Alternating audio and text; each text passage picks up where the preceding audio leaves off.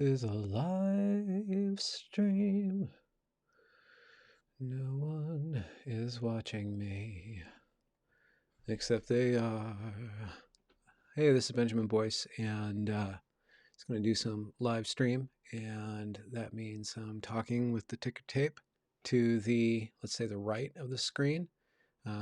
This is a good question. If you're on the other side of Jerusalem, does the entire format of websites just switch over? Is there a ticker tape scroll on this side rather than on that side? Or do the Western designers of websites switch the formatting when it crosses some sort of meridian in the world? That's my question. I don't know. Never figured out the whole toilet in Australia question either. I'm going to turn off my computer's notifications. Oh, and I turned on night mode, which is lame. Or night shift. It turns everything yellow on the screen. I got Mean John, hello, and Joshua. Fernandez, oi, and Hozu. Josue or Josue? It's a lovely spelling, but I don't know how to pronounce it. Could you sound that out for me in the chat or type it out phonetically? Jose? Anyway, so I'm just going to talk. Thing is that it's getting towards, I think we're on the 25th night of Ramadan, or the 25th day of Ramadan, pretty sure.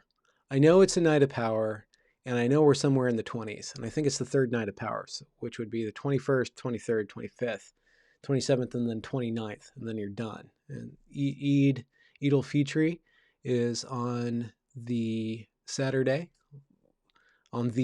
of this week, and then it'll be over after Saturday. But anyway, so we're pretty advanced in the Ramadan, so I'm kind of spacey, kind of just like in this space zone, and I don't really know how to engage with internet combativeness right now. I'm just kind of really chill and flying above it. Though on Reddit, pretty interesting. On Reddit, somebody was asking about me and who I really am. And this is like the second or third "Who is this Benjamin Boyce really?" post. But this person says that they've met me in person and that I have unsettled them. And they really want to know why I work at the Evergreen State College and espouse or promulgate right-wing propaganda and what I'm really about, because I'm really unsettling in person. And the thing is, so I read that this morning. I should probably put the link in the description. I read that this morning. And I'm like, wait, I'm disturbing somebody. Like, oh my God, like what did I say to this person that gets them so disturbed? It turns out this person has like a month-old account and they're an anarchist and they're into bread tube. So I really don't understand who this person is, but I'm really, really reclusive. The people, my main source of social interaction is through the virtual world. So I don't know who I've been meeting in person that I'm unsettling. Like it's got to be somebody at work, which would be really unprofessional for somebody at my job to like go online to figure out who I really am. Like that's really weird. But so I try to figure out like who would this person be that I'm unsettling. But anyway, so I was going to kind of let it go. But I kind of had like this moment of panic this morning. Not really, but I'm like, whoa, no, like is somebody going to come after me? Or, like I'm like, oh, like that panic, that anxiety panic that you feel when somebody's like sniffing around about you on Reddit. I don't know if any of you know that feeling, but I'm in this really weird middle zone of like of notoriety where I'm not really that important or that big. Like I'm pretty like a F list or like probably a G or H list in the whole like continuum just on YouTube. Like not even mentioning like Hollywood. Like I'm way down the list, right? So I'm really irrelevant, but I have enough of an impact to be relevant enough to make people like kind of sketchy or make people ask sketchy questions about me. So I still don't know like how to engage with people who are acting, one, in bad faith, and two, just acting really kind of weird about me on the internet. I've had some friends on this YouTube thing, namely Ausvoid, who's taken her stuff completely private, but she one is, and I don't mean this disrespectfully whatsoever, but it just happens to be the case that she is technically a very beautiful person.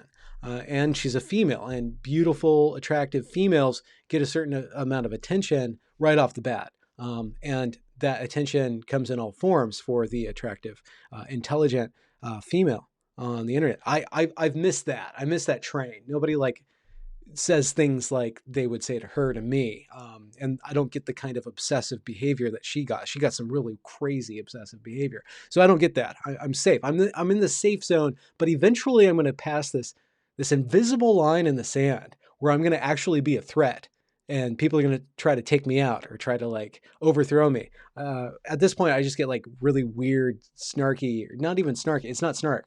I get passive aggressive attacks from strangers online who accuse me of all this stuff that I say. However, on the other hand, and this is one of the interesting aspects of my discussion with Sargon, alias, or Carl Benjamin, alias Sargon of Akkad.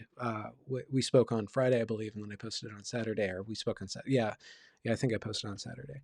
But the thing is that he's got his own history, right, of the kind of content that he produces and the kind of persona that he's sculpted on YouTube. Plus, but he's got this huge audience, right?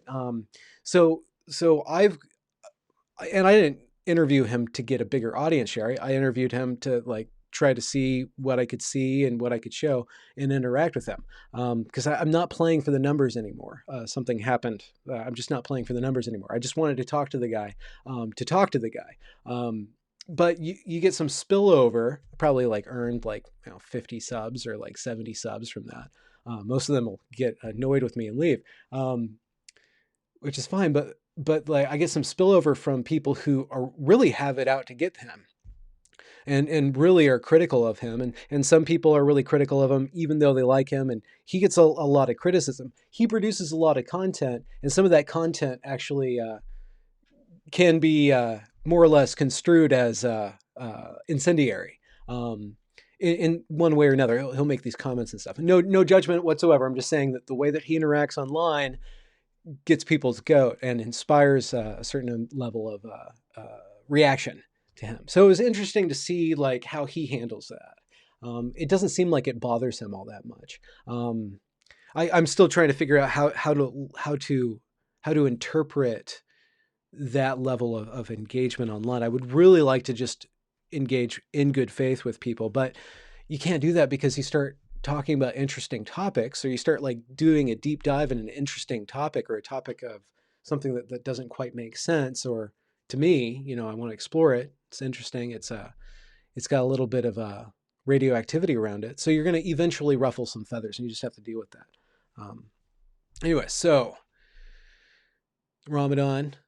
So like on the internal level, I'm pretty quiet, but like, how do you be quiet and interact with the online presence? Like, how do you do that? So I'm kind of like taking a break. I can't really do the evergreen stuff. I'm almost done with the evergreen stuff. Almost done with it.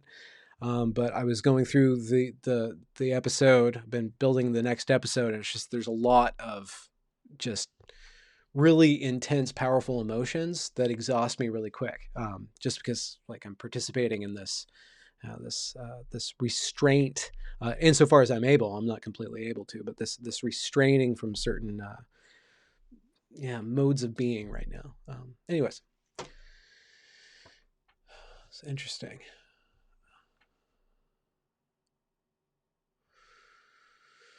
So I'm going to read a fairy tale eventually. I'm checking in with the comments right now. Oh, look at this. Isaiah's soul. You're not familiar to me. How do we create a productive dialogue among contentious subjects? I was firmly on the progressive left side of the spectrum 5 years ago. Only in the last few years have I balanced out among politics. It's really interesting. I think that over time, it's really stressful and draining to engage in a certain way with contentious topics. And it takes either a certain sort of personality type to engage in that way, or a certain countenance, let's say, a certain sort of endurance for that kind of high level, high emotional engagement. However, that high level or high emotional engagement is overrepresented by one, the platforms that we're using to talk to one another. So that stuff boosts up, but that stuff is boosted up because it interacts with our attention in a certain way. Contentious topics make a splash; they catch our eye. Like the whole proverbial train wreck, which to which one of which train wrecks I owe a large portion of my audience being the Evergreen State College. It's a train wreck. It's a beautifully constructed or deconstructed. It's this huge explosion, a terrific accident, and I've dedicated myself, insofar as I've been able, to map out like the slow trajectory. Like do that blood splatter analysis of the event, right? Or like recreate the entire event in the medium that it was embedded in. But that event in and of itself is that event was a flashpoint of a certain sort of politic and a certain sort of theory, a certain sort of struggle, a certain sort of contentiousness. And it was nominally about racism. And the way that racism was engaged led to that behavior, I believe. I believe that the way in which the Evergreen State College engaged with the topic of race facilitated and then covered up or apologized for or covered for the behavior that we witness on the screen on these little from these little mobile devices. So I think that there's certain ways of engaging with racism that won't lead to that result. Maybe certain ways of engaging with racism are, as they accuse, as it is accused at the Evergreen State College, to engage or to force the conversation to be civil is a way of suppressing real emotions and real experiences. It's a way of derailing the conversation. It's a way of controlling discourse. I can see a certain level of argument for like petitioning for civility might be used to suppress certain realities that need to be dealt with. But I think the entire framing of these conversations around whether it's I guess homosexual rights or racial disparities, or I guess even the COVID stuff or politics writ large, the way that you frame it can lead to more stable forms of engagement. However, we're constantly at risk of being hijacked by our emotions. We're constantly at risk of being hijacked by our passions. Constantly. We actually can't function in the world without passion. We can't actually make anything of worth or note without those very things that get us into trouble. Our lust, our greed, all that stuff. All those deadly sins are actually the stuff of life. I'm going to say that again. All those deadly sins are actually the stuff of life. And when and I believe, it's my experience that it's when you put those things into the right place that you achieve some sort of heaven, some sort of balance, some sort of harmony. So it's not separating myself from my hunger and my lust that will get me into heaven. And I'm speaking metaphorically. It's not leaving all those things behind. It's not eschewing all material goods and giving up my taste for this and that. It's not the renunciation of life that gets me into heaven. It's actually the engagement with life in a particular way that forms peace. Heaven is a big metaphor. I guess I can say it's an active peace. It's a silence that's teeming with life. Like that's the aim, right? So you put everything together in such a way that you have some sort of superordinate order. I don't know if superordinate's a word. I know subordinate is one thing. Superordinate, it's got to be the same. It's got to be like the opposite of subordinate. Anyways, you have this order that comes from putting all the things in the right place. So the question was, how do we create a productive dialogue among contentious subjects? I really think that the way in which we create a productive dialogue among contentious subjects is the manner in which we engage with the subjects. And I was offered to debate somebody about trans issues, and I'm thinking about it, and I don't really want to debate this person. I don't want to debate at all. I'm not really inclined toward debate. Maybe I'll be good at it. I don't know. It's not something that I'm favorable. I would really much rather engage in a Socratic dialogue about the issues. But this person has a very strong save the trans kids stance. I don't know what that means. I don't know how you save a trans kid. I don't know what a trans kid is. I'm not saying they don't exist. I don't even know what you mean by that. And furthermore, I don't even know if framing things in that way is the way to get what you actually want, right? By declaring that there's this thing that needs to be saved without first defining that is. Anyways, this person has some very strong opinions about Lisa Littman and about transgender medical care, and very strong affirmative.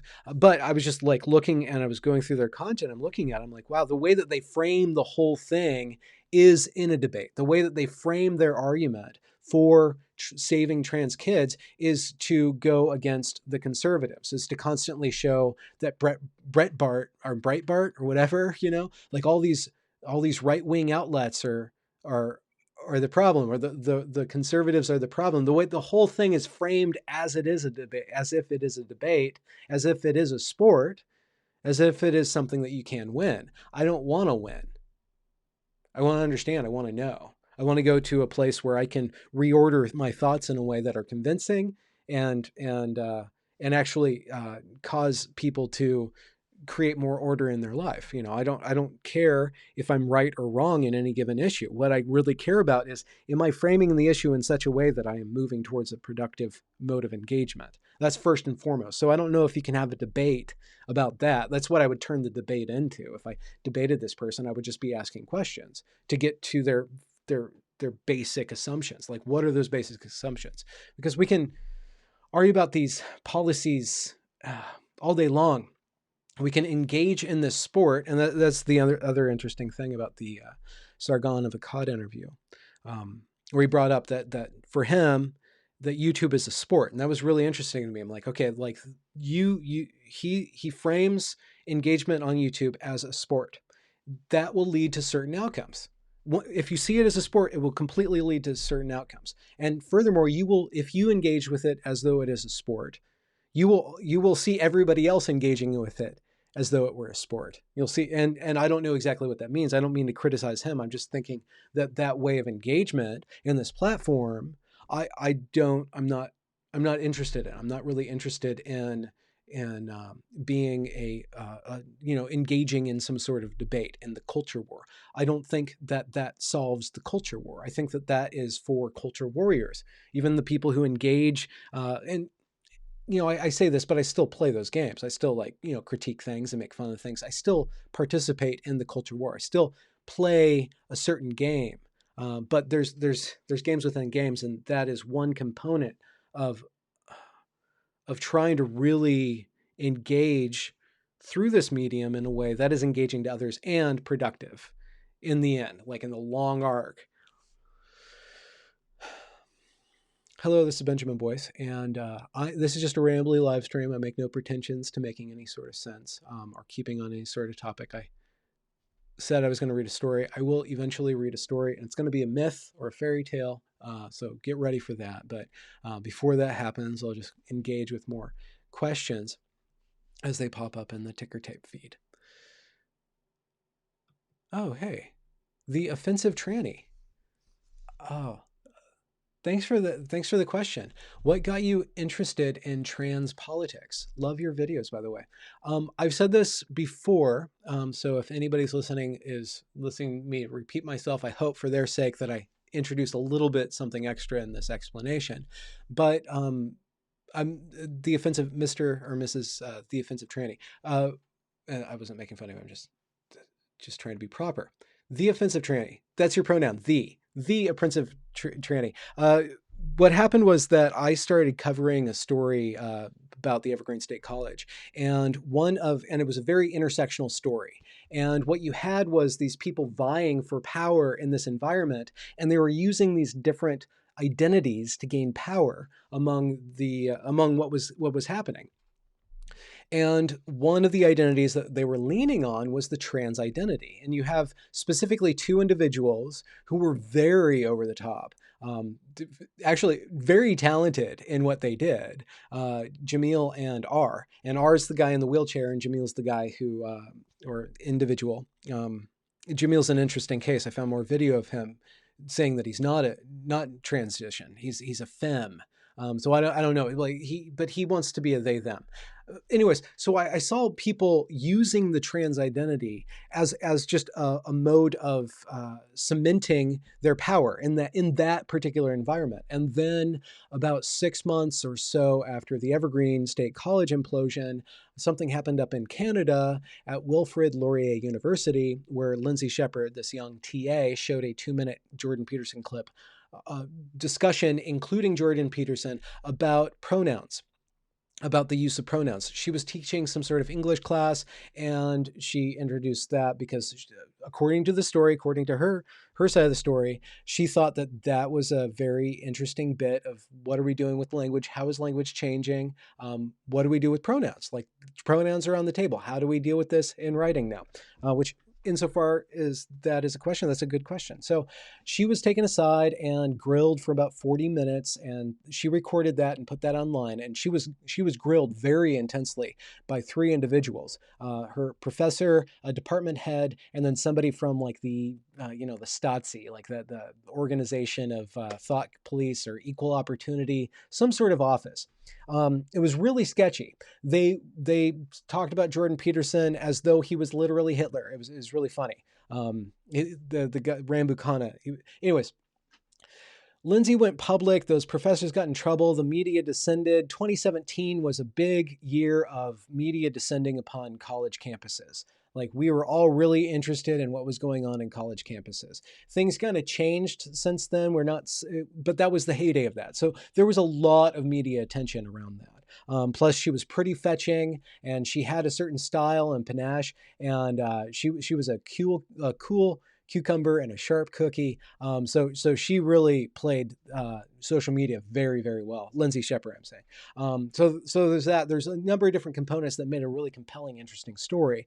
I started to look into that and just asked on my account, like, okay, so I've been covering this Evergreen State College stuff very relentlessly for 6 months, like just reading emails. I was very relentlessly following this one story. I wanted to make sure, or I wanted to test myself. So can I take all this stuff that I learned about intersectionality and privilege politic and apply it to a completely other instance? And does it make sense? Do the behaviors that happen at Evergreen and the beliefs that were promulgated at Evergreen translate to the same behaviors, same beliefs happening at Wilfrid Laurier? Wilfrid Laurier, Evergreen was about race. Wilfrid Laurier was about gender pronouns. Very interesting thing happened at Wilfrid Laurier was that even though nothing really happened, a very small contingent of radical trans rights activists used that event or all that media attention to start crowing about how there's all this transphobia on campus, and how since the Lindsay Shepherd thing happened, they're under constant attack. And there was no evidence, just like Evergreen. There's like no evidence of racism happening. It's like, wait, where is this phobia? Where's this racism? Where's the actual events? And where's the actual events? And it was really interesting. And I was covering that, and I was going through it pretty much in detail. And I was contacted by several trans individuals, contacted through Facebook and other social media. They're saying, these individual trans individuals were saying, I don't want to have anything to do with this radical trans rights activist. I don't want to take anybody's speech away from them. I don't want to have anything to do with these activists. I just want to live my life.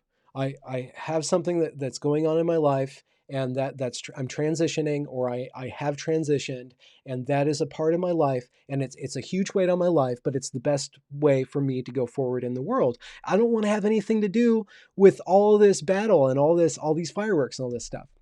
And actually, there's people at the Evergreen State College who are trans, came up to me and said, I don't want to have anything to do with this stuff. I don't want my identity used for political gain for other people. I'm not oppressed. I'm trying to get along with my life. My oppression is mostly on the inside of myself, or whatever. A lot of people are taking responsibility for their own life. there was that stark contrast between the activists and who the activists were saying they're representing. And then, so the question is, how did I get into transgender stuff? So I got into it by questioning, by really wanting to engage with the topic in such a way that would not deplatform, but provide a counterpoint or counterbalance to the radical activism that is kind of taking over the optics of that topic. I think that transgenderism or transsexualism has been basically taken over optically by a certain group of people. And those group of people are saying that they represent all trans individuals. They're saying that they're representing trans rights. They're saying that they're trying to save trans people. But certain behaviors and certain theories, certain beliefs that they have, and certain ways of acting are questionable. And to question them, it seems like in a lot of these really high octane activist circles, to question them is to question the identity. To question their belief is to question their validity, right? To question their arguments is to question their existence. So how do you interact with a topic when to question the topic is to invalidate the topic? You say, no, I'm gonna go around. I'm gonna find the people who have who have a more stable relationship with themselves and society, who don't want to radically change society, who are radically changing themselves and not putting the burden of their own pain upon society, and trying to give them access to an audience, right? Trying to give them access to my understanding. And just with that frame of reference, saying, I'm going to look for people who are reasonable, who are actually kind of against the grain. Against what grain?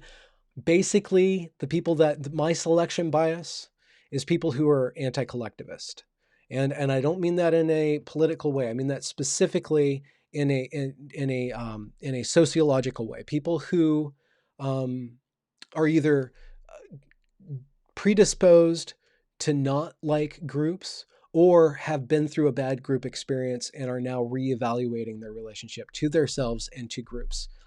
That's kind of my selection bias. So with the trans interviews that I've done, it's basically trans individuals, post-trans individuals, who the primary sources, the trans individuals, are basically people who are skeptical of the movement as a movement, or the group as a group, or the ideology as an ideology, and have a different relationship to what it is to transition. And why I keep on doing that is because you start to ask questions, you find people and they lead you to other people and they lead you to other people, you get known, and then you can speak to somebody. You can like email them out of the blue, say, hey, I don't know if you know me, here's my work. I saw something you wrote, or I watched something that you recorded, and I would like to talk to you more and just learn more about who you are. What's your experience, So eventually, and this is the problem, this goes back to probably my biggest weakness right now, engaging with people who are contentious, engaging with people who are the radical ideologues. How do I engage with them? That's the question. Do I need to? I do, if, in order for my integrity to continue on a gradually swerving upward trend, should I engage with people who are more and more radical, or should I just engage with people who are smart and interesting on my account and let the chips fall and say, if my content is skewed overall because I don't represent radical social justice, capital S, capital J, aspects of these conversations, you are going to be able to find that elsewhere. That other ideology is overrepresented right now. You can find that everywhere. Those people are more than willing to tell you what to think. I'm not interested in that. I'm interested in the oddballs. I'm interested in the marginalized among the marginalized. That's kind of that's always been my key interest. So hopefully, ultimately, the offensive tranny. Hopefully I'm engaging in this in a way that is respectful and that will garner me the respect and the ability to interact with people who disagree with me, right? Hopefully I'm doing it in the right way, but you're here, so I must be doing something right. By the way, I will look you up. I'm going to write you down. I'll look you up and check out your content if you have some content out there.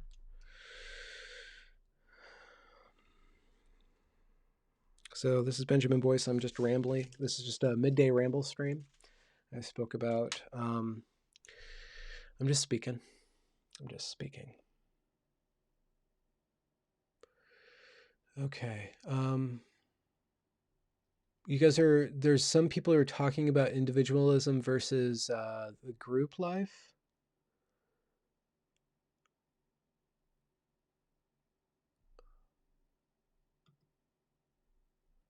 I'm putting on the screen the offensive trannies.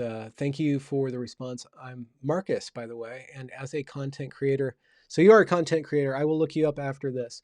I'm only thrilled to see non-trans people being passionate about all this. That's great. See, you're the kind of person I just want to hang out with, you know? Because on one level of this work, on one level, I guess this is a profession. On one level, I like to keep it really casual and friendly. That was another thing about the Sargon interview that hopefully I can have him on again and we can go in a different direction. I think he's in the middle of processing a lot. He showed up and he just went, and I think he's always going. So my preference is to focus on the narrative, and that usually begins with the personal and then go from the personal, the narrative personal, narrato persono, go into the theoretical. Sargon was operating at a high theoretical level, and I think he was doing a lot of processing. And because I did not treat it as a sport, I didn't force his hand on any given way. If I would have been more challenging, I think his thoughts would have gotten more organized, because he was operating in this other level. I'm like, well, what's the story? Who are you? Who are you? What informs you? So I feel like I didn't navigate that conversation in the proper way because I was going into it with a certain sort of assumptions, and he was going into it with other sorts of assumptions. So if we get together again, hopefully we'll get more in sync. For a better product. There was something else that he said that was interesting to me, or that I had a response to, um, that was just in my head, but it slipped right now. And of course, I don't mean to. I'm not criticizing him. One way or the other, I'm not criticizing him. It's just an interesting thing to process. But he was processing a lot.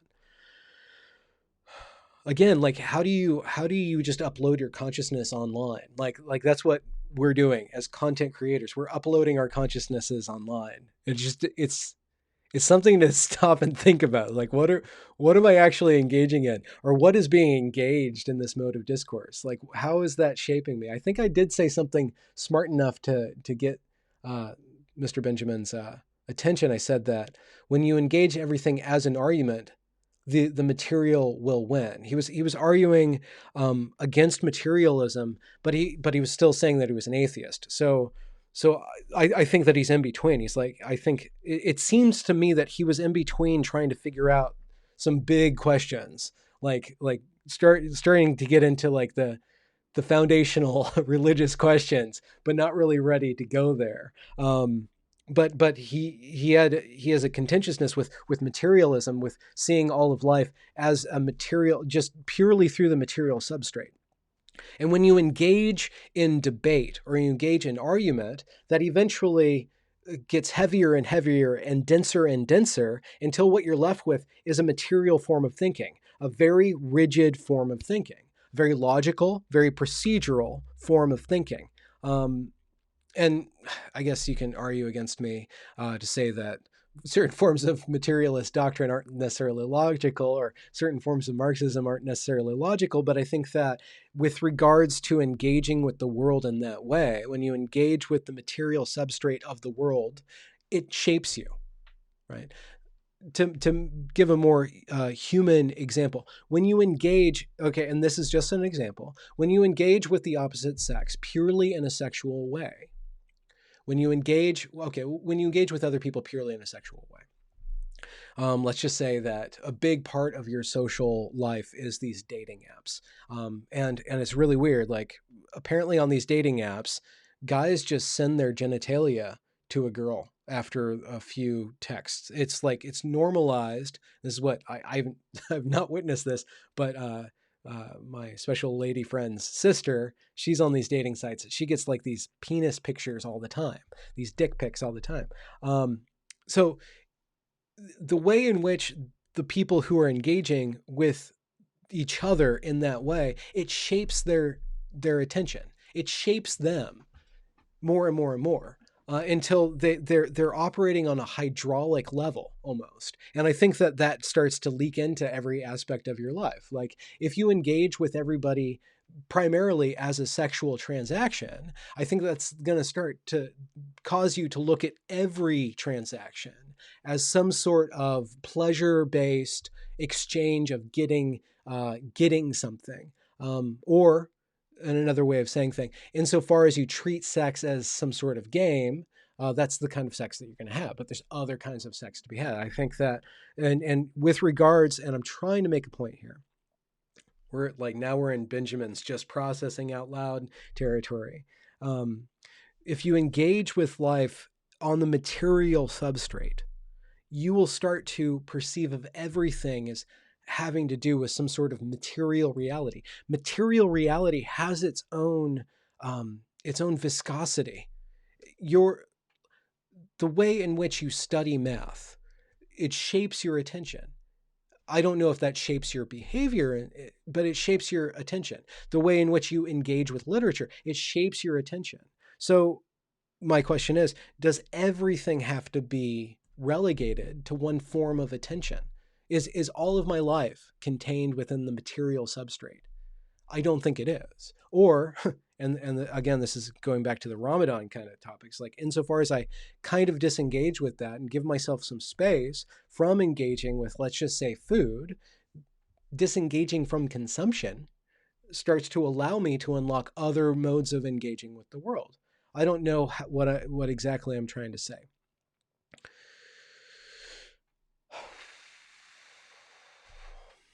But I said it, insofar as I did say anything. Okay, okay, so let's make this make sense to something that Paul Walker said. Paul Walker is a beautiful child and wonderful lighting. That's actually a gorgeous picture. That's the problem with identitarianism, writes Paul Walker. It's incredibly disgusting to believe everyone that falls into these intersectional groups based on these immutable traits all think the same way politically. I guess that was the other way of that I said. I'll repeat that. Once you start to engage with everything in the same way, you can only perceive other people as engaging with it in the same way. Eventually, I guess, if you engage with everything as politics, that was the other thing that I wanted to bring up that Sargon said that like I didn't really pressure him on because we went on to another topic so much, but because he said we were talking about politics, I was trying to get into like what does he think about what he's doing? What do you think about what you're doing? Because that will inform me about like what you're going to accomplish or what you're trying to accomplish. And he said that his critique, he made a critique about politics, and he said that he said that we don't know what we are, or we don't know who we are. Like people don't really understand what we are. And like I wanted to ask him, like, is politics necessarily the place where you're going to get that kind of understanding? I don't think so. I think that politics is not about who you are. Politics is not about authenticity. Politics is about observing people getting what they want. And getting what you want is one mode of engaging with the world, but it's not a complete mode of engaging with the world. And I guess that is my main argument against radicalism, or the main way that I test whether or not an ideology is fruitful or not. Does it have room for a broad range of experience, or does it reduce everything into one mode of reality?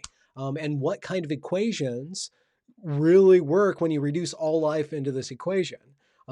I guess sin and redemption, that works. That's worked for millions and billions of people over time. Sin and redemption, that works. It also doesn't work for a lot of people. You know, there's a lot of different like axiomatic principles that you can take upon yourself and really internalize. But I think that ultimately wisdom is being able to believe on wisdom ultimately is being able to engage with life in a variety of ways and being able to harmoniously, authentically, with integrity, go from one mode of engagement to another mode of engagement. You know, you go to work and you do that work. You interact with the material. You labor.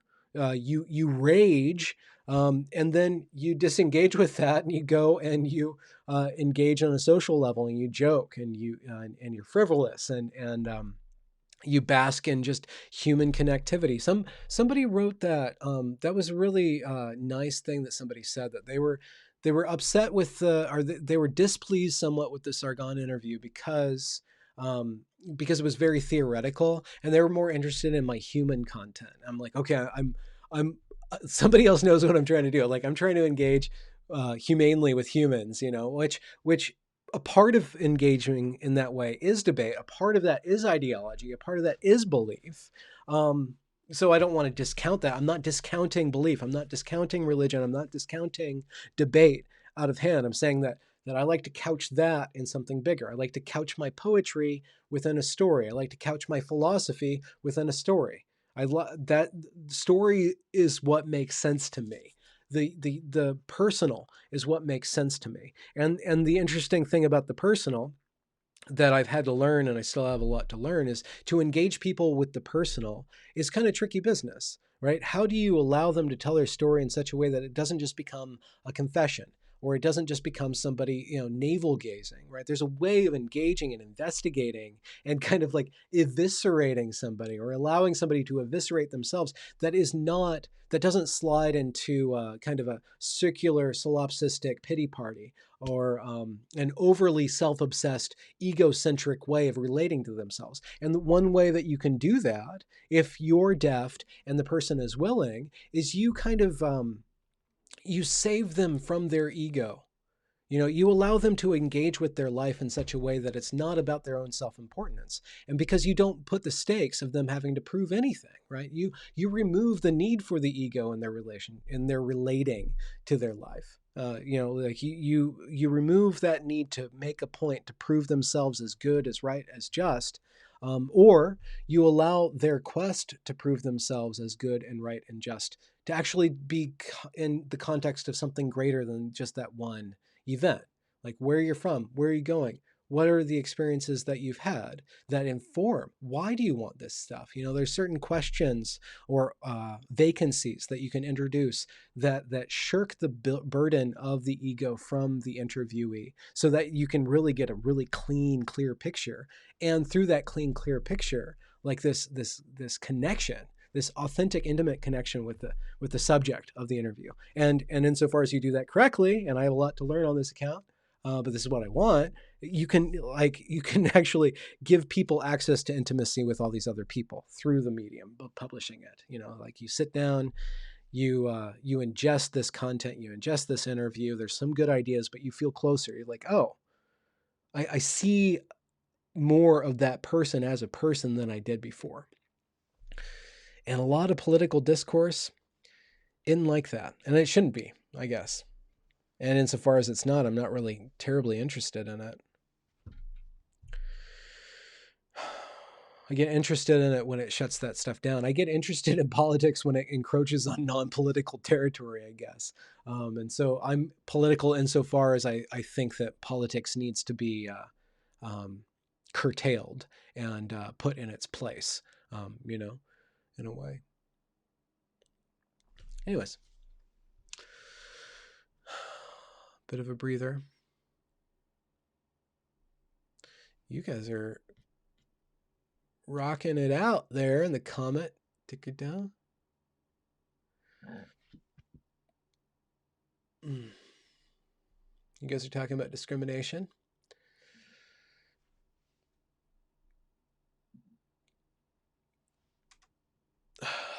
Oh, there's some arguments too. I'm not going to engage with your arguments. Here, you guys want to know a fact that's non-falsifiable fact? So it's not a fact because it's non-falsifiable. I'll tell you guys a story. So Ramadan is basically structured in 3 points, and I'm talking about the internal Ramadan. I am not a Muslim. I came to Ramadan through my own way. Someday I'll get into that. But it's got this internal structure to it that's kind of interesting, and it's very similar to a primordial structure within spiritual development. And you can think of spiritual development as psychological development. I don't care what you do with these words, just don't shut me down for not using the ones you want me to use. There's this basic pattern to spiritual development or personal development that goes in 3 stages, and it's mirrored through Ramadan or any sort of I guess fast or ascetic practice. And if I'm recalling correctly, I didn't. It's been a while since I've internalized this stuff, so I haven't really spoken about it in a long time. And plus, I pushed all this part of myself down to do this other work. But there's purification, purification, preparation, and perfection, right? So the first stage of personal development, spiritual development, I think spiritual is more important than personal because it has an intentionality behind it, the personal development or specificity to spiritual development that is lacking in the personal development. But at the same time, that specificity is very difficult to describe, especially within an environment that would radically alter what I'm trying to say with the spiritual for people who, for very personal reasons, don't like that framing.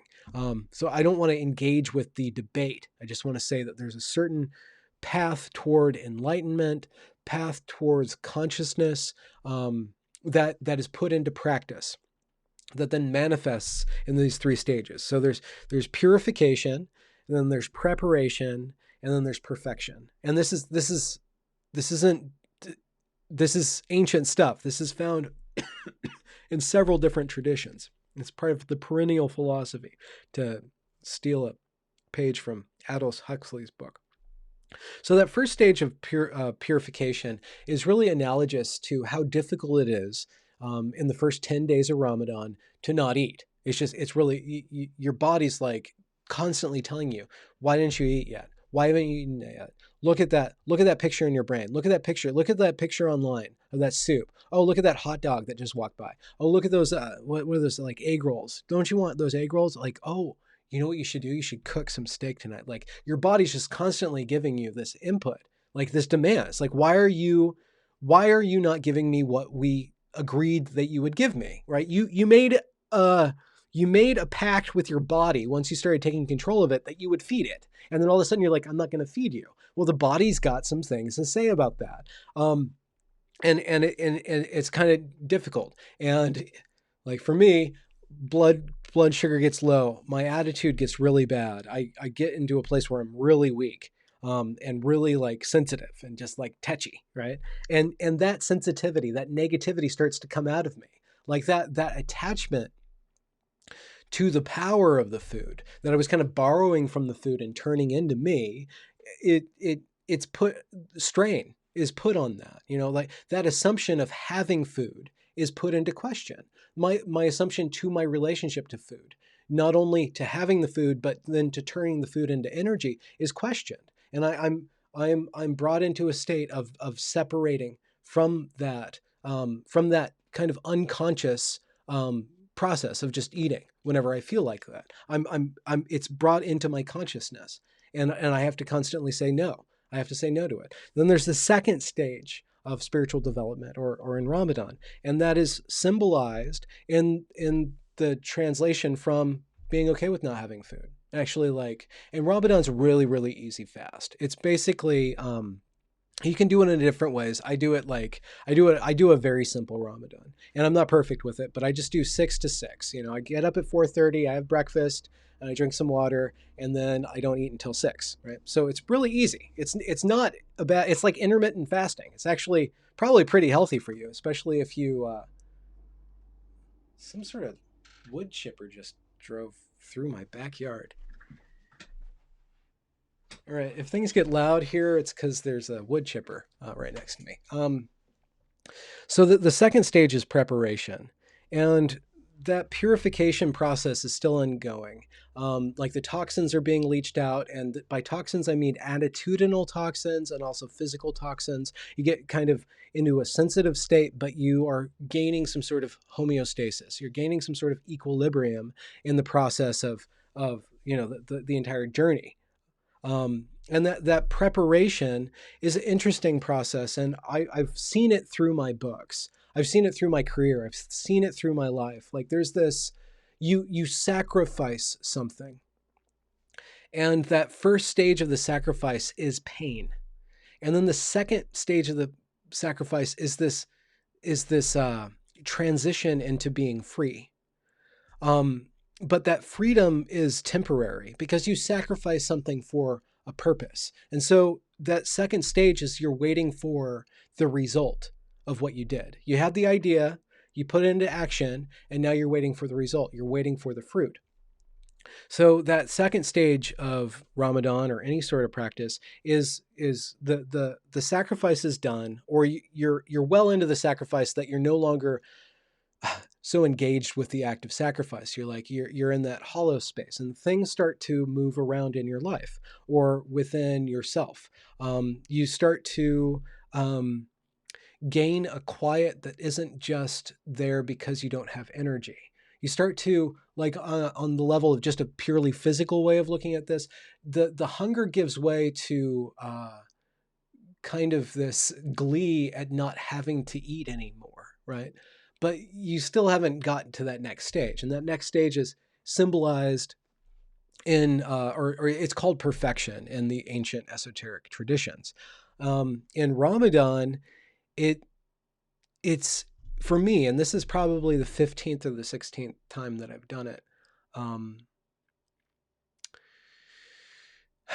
Well, this is okay. I guess since we're here, we're just going to go here. So in those last 10 days, that's when I start to, should I even talk about this? It feels like I shouldn't talk about this. This is really interesting. This is the stuff where it's really personal. But I start to receive gifts. Let's just put it that way. I start to, something becomes different about me, or something becomes different about my life. And in years past, I've had dreams, or I've had visions, like I've seen death, in days past, like the spiritual visions. And I don't really put my trust in those things. I'm not really interested in spiritual visions, unless I need to have them, but I don't chase that stuff anymore. But in years past, I've had that, when I first started doing it, I got really strong proof that my path, my spiritual path, is really real, and really right for me. Like I have that proof. I don't need that proof anymore. What I need in my life right now is to have a better attitude, is to be more self-possessed, is to have a different insight into what I'm doing in the world. Like I don't want to, eventually I want to get to where I'm going, right? Eventually I want to achieve some sort of reality, but what I really want to do is instantiate reality. Like I'm in the prime of my life. I'm 40, I'm going to be 40 freaking 4 in a few months. Jeez. My life is not about spiritual pursuit. My life is not about the pursuit of knowledge. My life is about creating something that works in the world, right? That's what I want. I want insight into what I'm doing. And what I'm doing right now is being a media producer on YouTube, right? But the media producer on YouTube is just the shell for this work that I'm doing. What am I really doing? What am I really doing? That is what I want to know. And I feel that process. This is really personal. I probably shouldn't be saying this out loud to strangers on the internet. A lot of you aren't strangers anymore, or at least the strangeness is only one way. But I do. I feel like I feel really clear. I feel really comfortable. And there's certain things that were bugging me, really bugging me about my life, about myself, about the way that the internet was interacting with me and I was interacting with the internet, the way in which I was going about living, which is for me very internety right now. And I feel like there's this shift going on. I feel like I'm getting a reward in a way. And and that is just, it's a personal reward. It's not like anything that I'm going to prove or I need to prove to you. I just feel like that there's a shift changing. So again, to recap, 3 general stages of spiritual practice: purification, preparation, and perfection, or insight of some sort, a gift in your life, whether internally or externally. That is basically the basic structure of the spiritual process, insofar as I've understand it. Hey, Nathaniel McLaughlin. Super chat, $10. Thank you.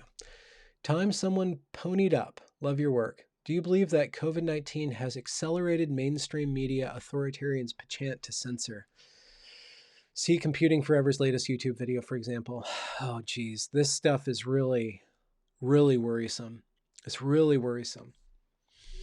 And it's really, really interesting. I have a deep skepticism of something very particular. And it seems like, okay, so Trump got elected, and let's just talk about Reddit. Trump got elected, Reddit went crazy. The thing is, before Trump got elected, Hillary Rodham Clinton's, one of her super PACs went through and astroturfed all of Reddit. Reddit became destabilized, not by the frickin' Russians, but by HRC. Hillary Clinton, I can't remember the name of their foundation.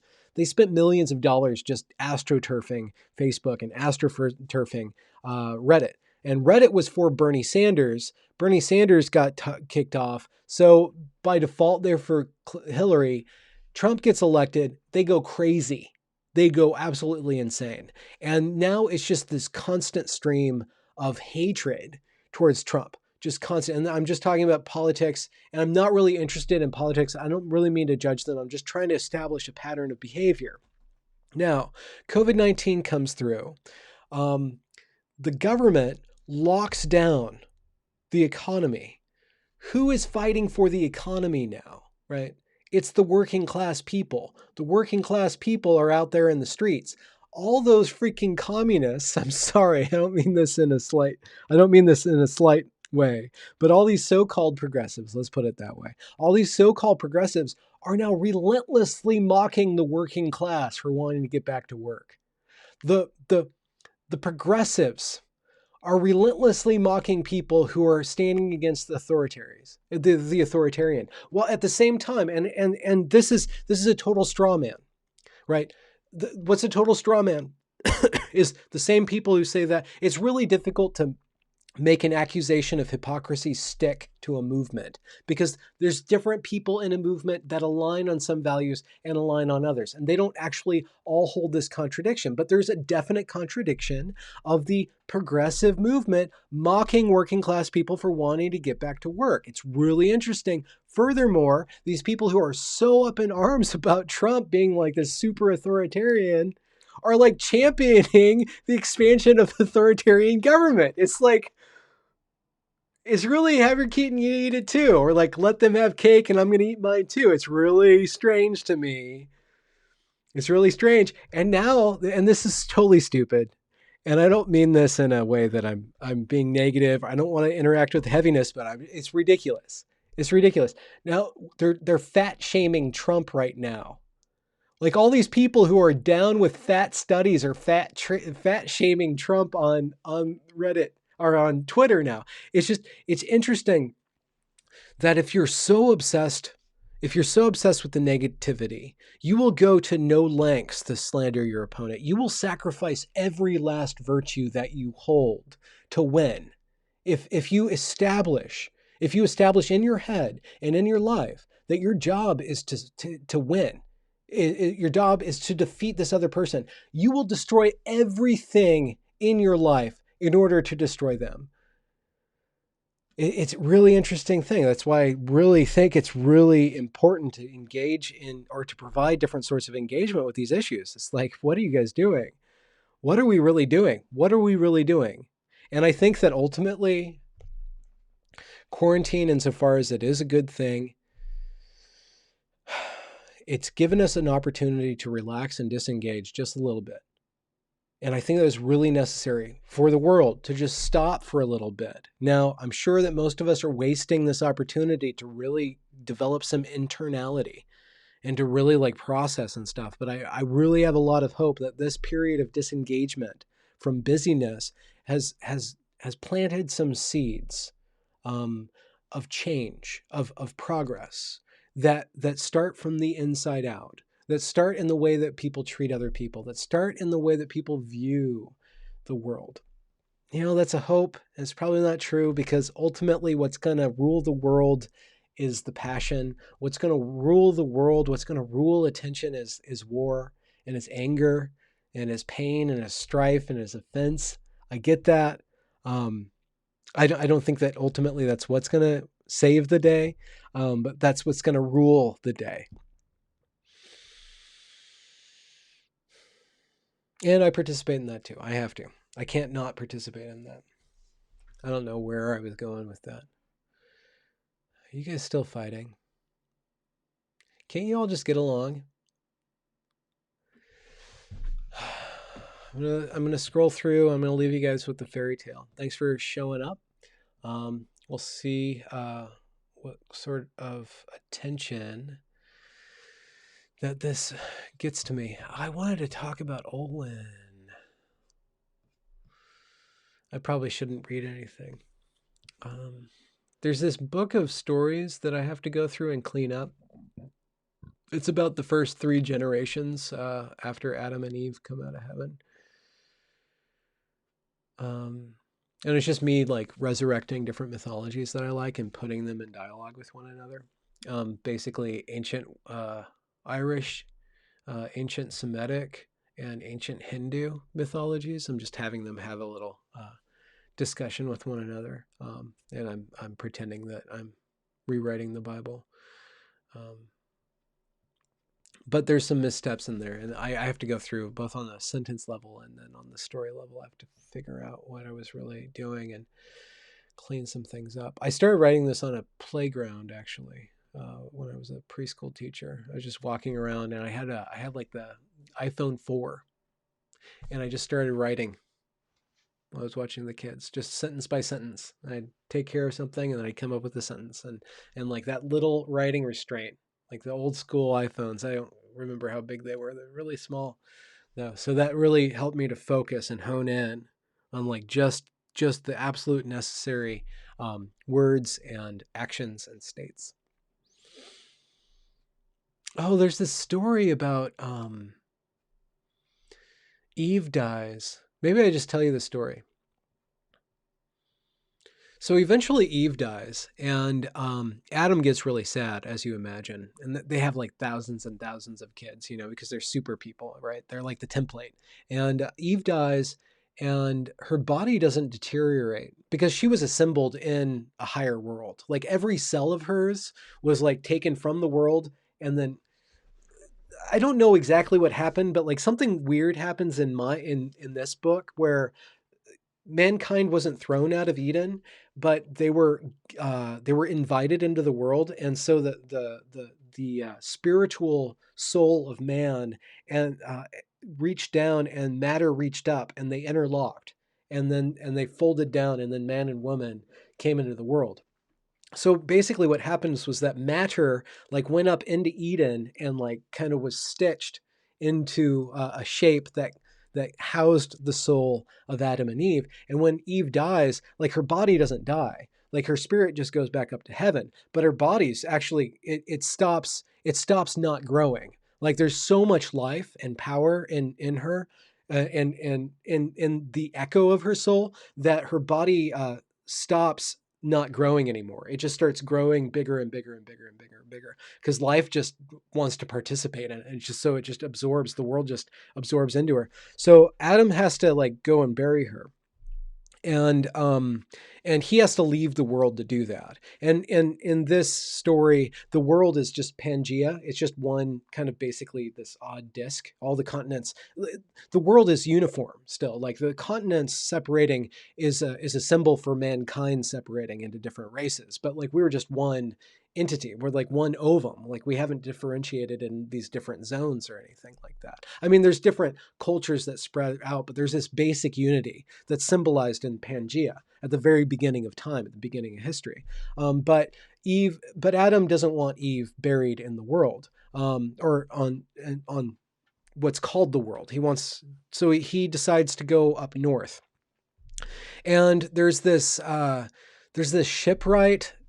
Okay, so in There's this one island off the coast of the world that's spinning, and it actually phases through time. And human beings aren't allowed to go there. They actually get cursed if they go there, but they end up going there because humans can't not go places. And when they go there, they start to invent things that don't belong. It's like very asynchronous or anachronistic. Like there's all this technology that starts to be developed on this world. Like there's just time flows in a completely different way. Story flows in a different way. And furthermore, dreams happen there. And dreams have not come into the world at this point in time. It's not until, I don't know exactly when dreams come through, but Eve's dead before people start dreaming. Actually, when they go to sleep, their astral form just kind of walks around the world. They don't really dream. There's not really an imagination yet. Everything's very simple and rudimentary. But on this one island, the imagination is incredibly concentrated. And you're not supposed to go there. People go there. People go there and they start copulating, and their children are not like really alive. They're kind of dream beings, or like they're mythological. Like there's something weird going on this island. That's kind of verboten. Anyways, there's these people that end up living on the island, and some of them come to the world. And one of the people that comes to the world is this shipwright who builds this ship, and he has the world's only ship. He builds this huge ship, like this ark, right? And Adam like carries Eve's body, like puts Eve's body in this huge container and like drags Eve's body to the coast and puts Eve's body on this on the boat, and then he goes to that island off the center of the world, like the spinning island. He goes to the island, and there's these two builders there. There's Hephaestus and Daedalus. And Hephaestus, as you know, he's broken, and he's the embodiment of imperfection. He's twisted, he's gnarled. His conception's really interesting. I can't remember in this story how he's conceived, but he's conceived improperly. And this is the interesting thing about like the story that I wrote about the beginning of the world. Is like the way that people are conceived really informs like who they are. There's this really mythological component to one's origins, which I think is lost in a lot of our origin stories. Like we kind of divorce ourselves from our origin. We divorce ourselves from the moment of conception, the velocity of copulation that came into our being is very formidable and formative in these stories. So a lot of the pairings and the copulations actually manifest into the life that each character in this mythology lives out. Like they're working off the debt of the imperfection or the perfection of their parents conjoining. Hephaestus had a particularly rough conjoining. I can't remember how he was invented or he came into being, but he's all misshapen. But the thing is that he takes all of imperfection onto himself, that what he produces is beyond reproach. Like his relationship with imperfection, his intimate embodied experience of imperfection allows him to create beauty upon beauty, like beauties that are inconceivably beautiful, that are just that shock you out of yourself, that break you from your decision, that break you from your criticism, that break you open, that render you mute in front of the objects that he creates because of how imperfect he is, right? He earns the right to create beauty, not to be beautiful, but to create beauty because he's the opposite of beauty. And then there's Daedalus, and Daedalus is just brilliant on a structural level. Daedalus is the planner. Daedalus is the one who makes the maze, and he thinks of everything. He's the architect and the inventor, whereas Hephaestus is the beautifier and the crafter, the artisan. So Adam goes to the isle off the end of the world, and he kind of resets it because some really wicked stuff goes down on this isle that should not have gone on, that could possibly corrupt human beings' imagination for all time. Before we even had a chance to have an imagination, the imagination was already starting to be meddled with by people who are after, what people are after, that meddle with things in the wrong way. Adam resets the island, and he grabs Hephaestus and Daedalus, and he forgives Hephaestus of his imperfection. When Adam goes onto the isle off the end of the world, he turns into this giant, this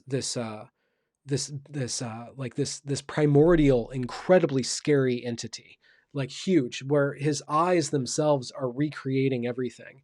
He's just this force of nature, cleaning everything up. And he goes to the house in the north of that island, and Hephaestus is cowering in the tree. And Hephaestus is like, "Don't look at me, like you're going to destroy me." And Adam says something beautiful to him. Where is that? I probably shouldn't look it up. I should just say it's beautiful instead of ruining it with something that's less than beautiful. Adam forgives him for his imperfection, and in that act of forgiveness, forgives Hephaestus of not being ugly, but being bothered by that ugliness, or being weighed down by his imperfection. Adam releases Hephaestus from the burden of imperfection, but in such a way that he is still allowed to produce the fruits of his imperfection, which is beauty. So, anyways, Adam conscripts Hephaestus and Daedalus, and they both go up, and they all go on back in the boat, and they go up to the north part of the world, the top of the world, the head of the world to go. And in the ice up there, they build this. Daedalus builds this crypt for Eve, and then Hephaestus adorns it, and then makes it invisible at the same time. And then, like in the mid 1800s, and then in the mid 1800s, somebody who I read about in my last live stream where I just read, somebody finds a book that describes how to get to Eve's grave, and he goes on this quest to find Eve's grave. I don't know if that was a complete story or not, but that was an opportunity to talk more to you.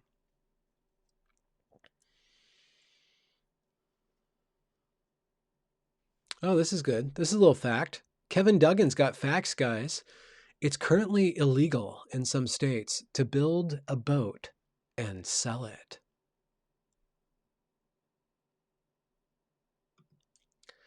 Kirsty Pessinen asks, is there a biblical reason for it?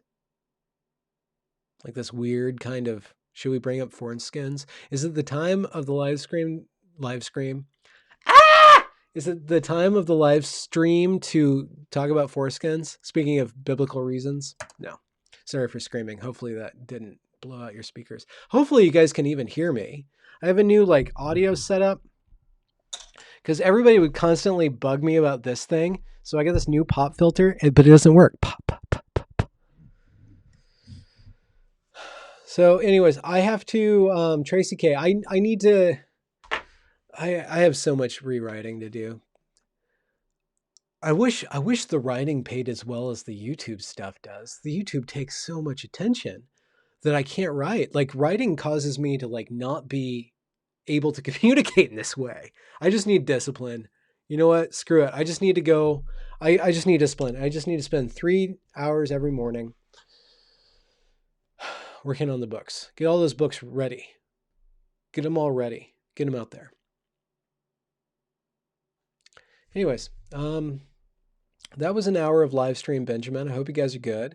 I don't see too much in the way of conversation going on or questions going on. It doesn't seem that many people are tuned in to my Rambly Babble stream. So I think that it's time for us to make peace with one another. And there was another one. Oh, there's a super chat from Kevin Duggan. Thank you. Have you examined the effect of VR headset and dysphoria? No, I haven't. I'll look that up. VR headset, dysphoria. I'll look that up, and then I'm going to look up the offensive tranny.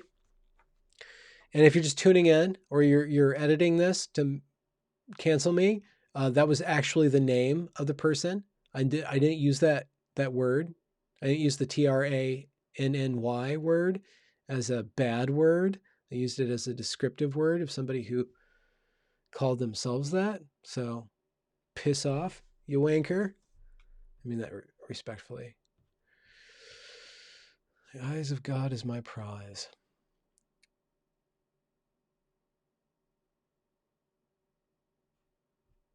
Oh, wait. Okay, hold on. Tell Vito had a quote. Behold the snow and the cunning work of frost. Seems appropriate without having to spell out. Yep. I'm gonna go, you guys. You guys take care. Be nice. Be wonderful. Do what you need to do. Hopefully, actually, I'm gonna go for a little bike ride. Get out of the house for a while. You guys take it easy. I'll talk to you later.